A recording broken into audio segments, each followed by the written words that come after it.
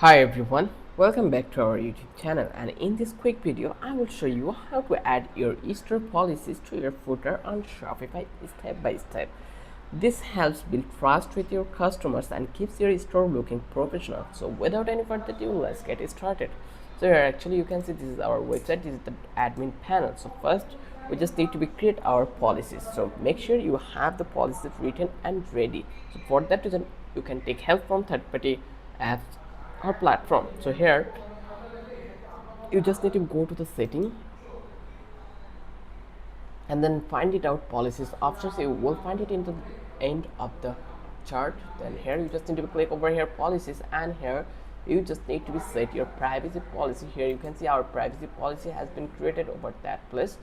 So here if you want to do any changes, you can do it. So I can say that our privacy policy already been created. So here you can find it out: refund policy, privacy policy, terms of service, then shipping policy, and then you just need to click to the save. Once you click over here, then now you just need to copy policy links. So here let's come back to this page, and here I will go to the online store and I will click to this one customize theme.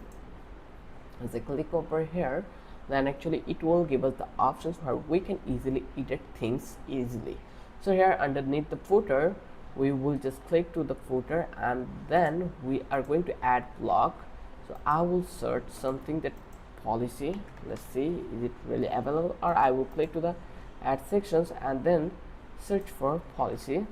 So there is no option for the policy. So there is another way, that is we just need to go to the content and then we will find out the menus option. So here we will click to the footer menu and we are going to add an policy page.